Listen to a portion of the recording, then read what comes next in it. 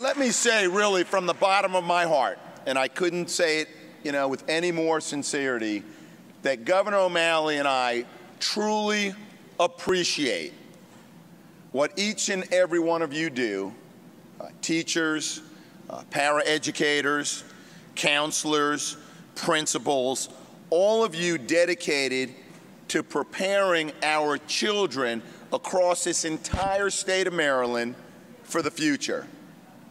And we recognize, we get how important it is for them and how important that is for us. We appreciate what each and every one of you do. It's because of you that we have the #1 schools in the United States of America. We appreciate what you do. It's because of you that our students lead the nation in advanced placement participation and performance. And it's because of you that we have more schools, high schools, ranked on Newsweek's top 1,000 per capita than any other state in the nation. It's because of you that, and we announced it last week or so, graduation rates are on the rise and the achievement gap is on the decline. And it's because of each and every one of you that around the entire state of Maryland, test scores, achievement, growth, and progress of our students are getting better each and every year. So thank you very much, and that's from the bottom of our heart because of you.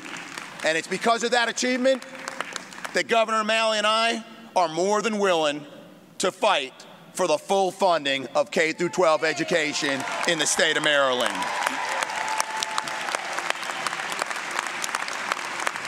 And it's not easy. It's not easy. But governing is about making choices. It's about where you invest and the priorities that you set. It's about the existing partnerships that you strengthen, as between the O'Malley-Brown administration and MSEA, and about the new partnerships that you forge.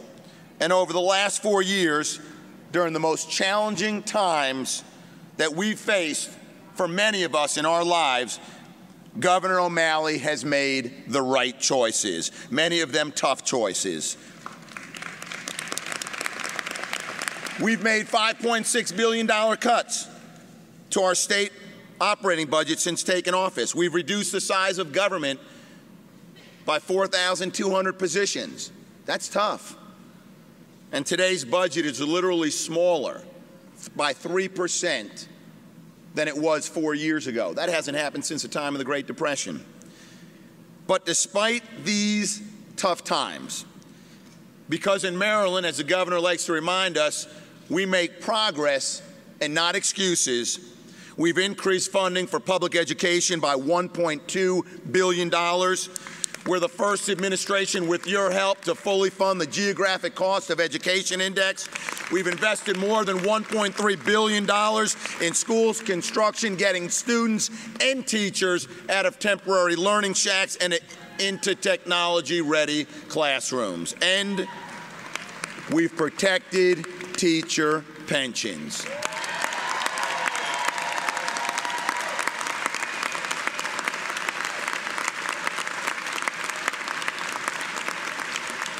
But as I said before, protecting public education in this environment hasn't been easy.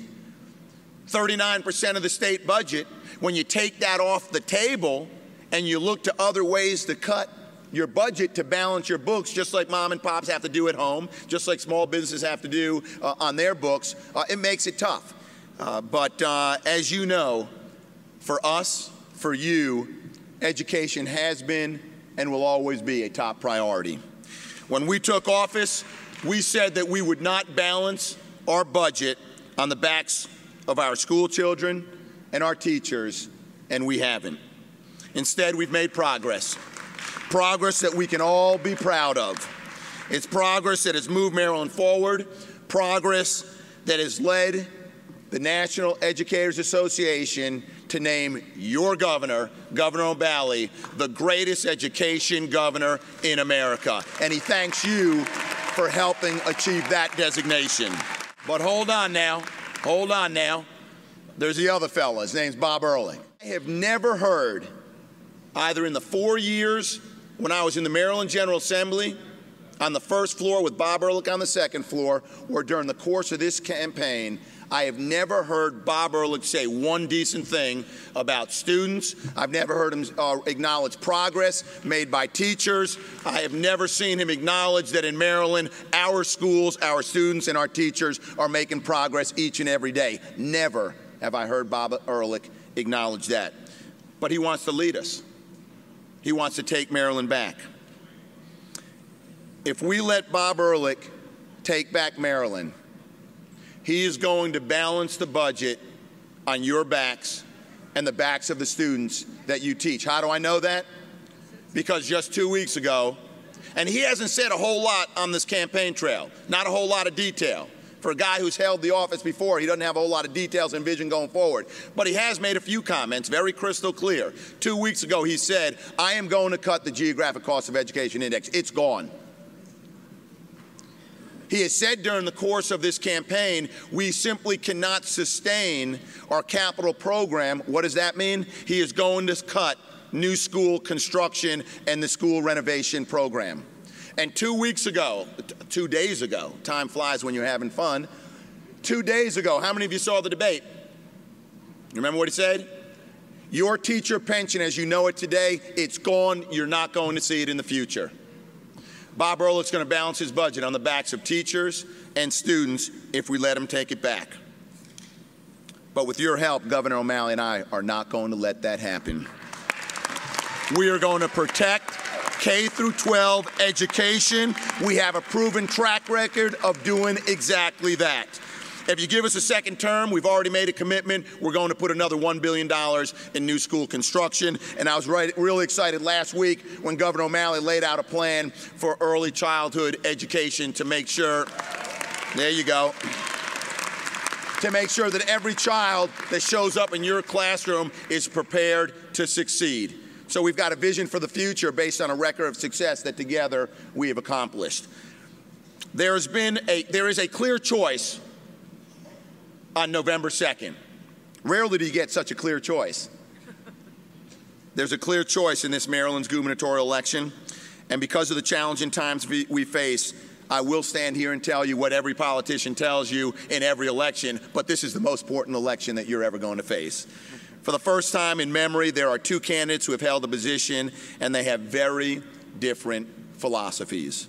One candidate, that's our guy, believes in public schools. He believes in you. He's fought tirelessly to protect you and our schools and our children during the most challenging economic times that we've seen in decades. The other guy, in far easier times, has squandered the opportunity to fully fund our schools, hindering our kids from making the progress that they are now seeing today because of you. Governor O'Malley and I appreciate everything that each and every one of you have done. We are proud to be on your side and feel privileged that you are on our side. 17 days to go, lots of work to get done. Early voting starts in less than a week. We'll see you on the other side of November 2nd for 4 more years. Thank you very much.